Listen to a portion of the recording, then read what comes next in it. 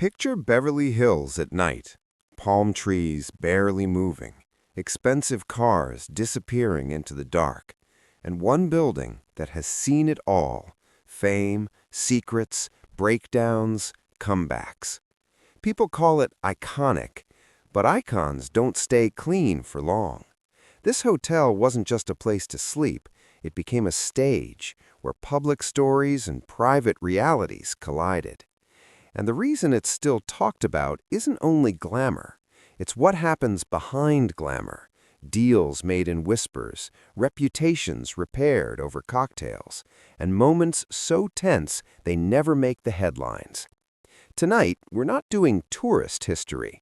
We're exploring why a luxury hotel can become a power machine, how it attracts the most controlled people in the world and still manages to catch them when they slip. Here's the secret. Hotels are perfect cover. You can be a star, a politician, a billionaire, or someone running from yesterday, and a hotel gives you the same thing, an excuse to exist somewhere without explaining why. A lobby is public enough to look normal, but private enough to move quietly. A suite is isolated enough to hide, but staffed enough to feel safe. That's why powerful people love hotels. They're not just rooms, they're systems: security, staff, entrances, exits, and 1,000 tiny unspoken rules. And when a hotel becomes famous, it becomes something else: a neutral zone. A place where rival studios, rivals' careers, and rival egos can sit in the same building and pretend nothing's happening. The Beverly Hills Hotel didn't become legendary because of one event. It became legendary because it turned into a mirror of Hollywood itself. Hollywood sells a dream: perfect faces, perfect lives, perfect endings. But the engine behind that dream is pressure, constant judgment, constant competition, constant fear of becoming irrelevant. This hotel rose as that engine grew. As fame expanded, the need for safe spaces expanded too. Soon, being seen at certain places was part of your image, and disappearing into certain places was part of your survival. The hotel became both: a place where you could be photographed looking like you were winning, and a place where you could hide when you weren't. In most cities, a hotel lobby is just furniture and waiting. In Hollywood, a hotel lobby is a weapon. It's where rumors begin. It's where a handshake can mean a new movie. It's where accidental encounters happen on purpose. A manager introduces someone at the perfect moment. A producer sees an actor who looks suddenly available. A journalist hears a name they weren't supposed to hear.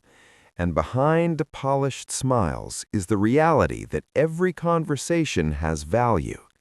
So when you hear Hollywood's hidden empire, think of it like this: not a castle with guards, but a network with doors. Some open, some locked, some only opened for the right person. Suites are marketed like heaven, but the truth is darker. Suites are isolation. When you're famous, isolation becomes safety, but safety becomes a cage. Long stays blur time. Sleep schedules break. Anxiety grows. People stop trusting who's around them. Every knock on the door feels like a threat or a demand. That's why the biggest stories often happen not in public, but in private spaces where pressure finally wins.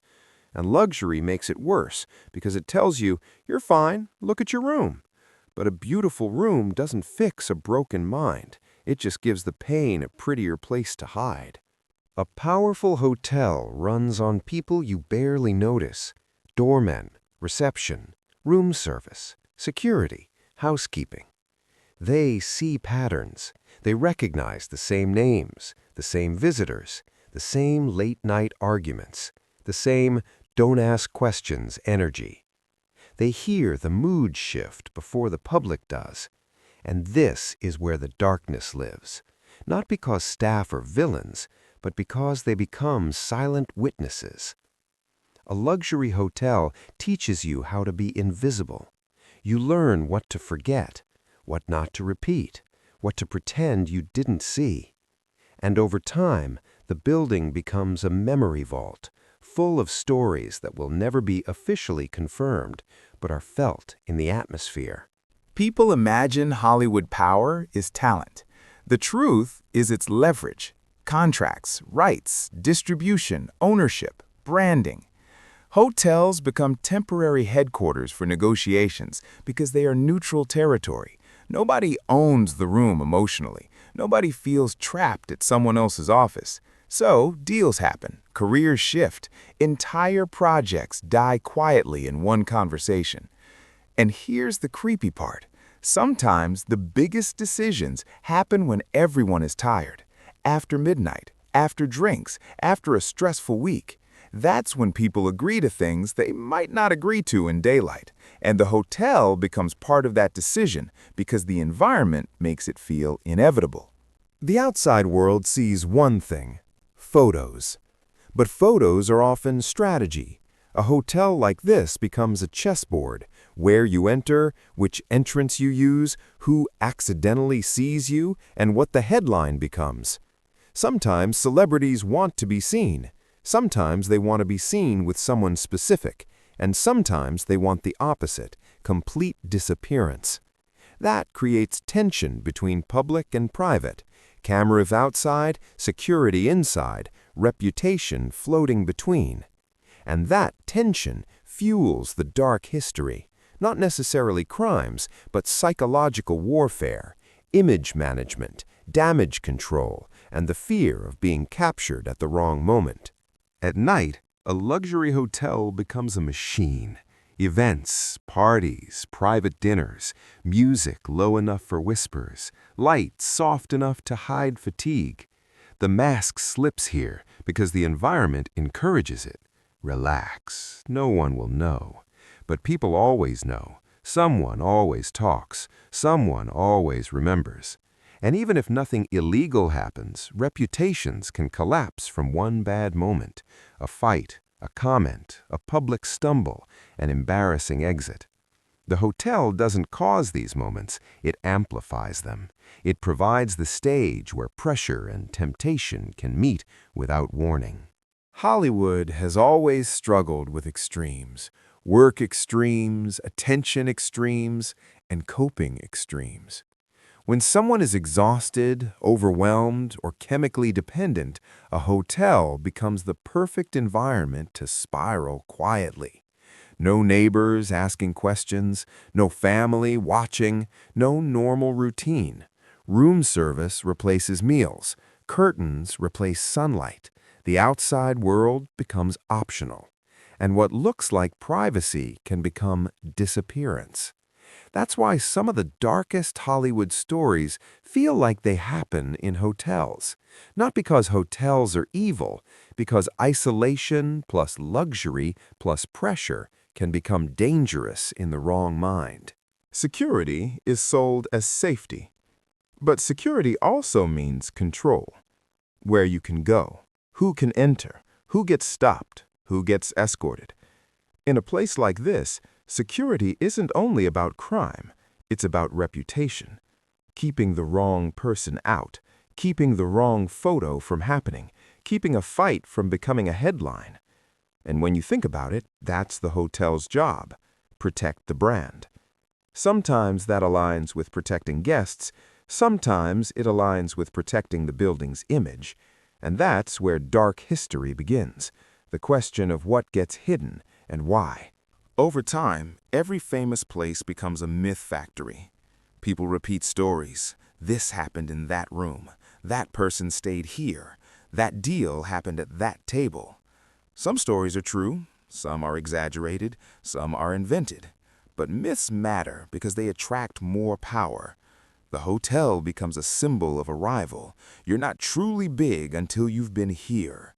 And once you become a symbol, you also attract the darker side of fame: obsession, stalking, manipulation, and people who want to get close for the wrong reasons. The hotel becomes a magnet, beautiful but dangerous. Let's talk business. A legendary hotel isn't just a building, it's a brand. A brand can sell rooms, but it can also sell status. And status sells everything: collaborations, partnerships, premium pricing, exclusivity. That's why Hidden Empire makes sense. The power isn't only inside the hotel. The power spreads through who it attracts and what it signals. When a hotel becomes a social landmark, it influences careers. It influences access. It influences the inner circle. And in Hollywood, access is everything. We glamorize celebrity, but real human beings live inside it. People arrive excited, they leave drained. Some get discovered, some get exploited, some get ruined. The darker story is not only about famous names, it's about assistants, aspiring actors, staff, and people pulled into a world that's larger than they expected. Because when a place represents power, people chase it. And when people chase power, they ignore warning signs. That's how empires feed, not only on money, but on hope. Every legendary place has a mood. On good nights, it's magic. On bad nights, it's heavy. People sense it, like weather. When the mood turns, small things become big: a delay, a whisper, a rumor, a missing call. And the hotel becomes a pressure cooker. Too many egos, too many secrets, too much at stake. That's when you see real Hollywood, not the red carpet version, but the nervous version that's terrified of losing control.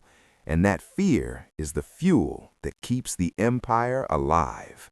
Here's the most uncomfortable truth. Some people don't stay because they need a room. They stay because they need the feeling of being important, being close to the center, being seen. Once you taste that, normal life feels small. And that's how the hotel becomes part of someone's identity. Not a place. They become a regular. They become part of the story. And when your identity becomes tied to a place like this, leaving feels like falling. So people return again and again, even when it costs them peace. Hollywood is polite on the surface. Underneath, it's competitive. Hotels become the setting for quiet wars. Who arrives first? Who gets attention? Who is in? Who is out? It sounds childish until you realize the stakes: millions of dollars, career lifetimes, public perception. A single rumor can change a casting decision. A single photo can destroy a relationship. A single argument can burn a partnership. And in these spaces, people become hyper-aware. The hotel becomes a battlefield with no weapons, only perception. Despite everything, the hotel survives because it adapts. New generations come, new stars, new money, new scandals. But the system remains: privacy, luxury, symbolism. That's what makes it powerful. It isn't just surviving history, it's absorbing history. Every era leaves a stain and a shine. And the building becomes a living archive, a place where the past is always present, even if nobody talks about it directly. That's why people keep watching stories like this, not because they hate glamour, but because they want to know what it costs. So what's the real dark history? It's not that a hotel is haunted. It's that fame is expensive, and the bill comes due in private. A place like this simply collects what people bring: ambition, fear, desire, loneliness. If you're stable, it's a luxury. If you're unstable, it becomes a mirror that reflects your worst day. And the hidden empire isn't a conspiracy. It's a network of humans managing image, access, and control, because Hollywood runs on perception more than truth. Imagine the lobby late at night. Most lights dim. A few staff still moving quietly. A guest walks through like a shadow. In that moment, the hotel feels less like glamour and more like history breathing. People come here to be seen. People come here to hide. And in a strange way, it does both perfectly. That's why it became an empire. not because it's the biggest building, but because it became the safest stage for dangerous human stories.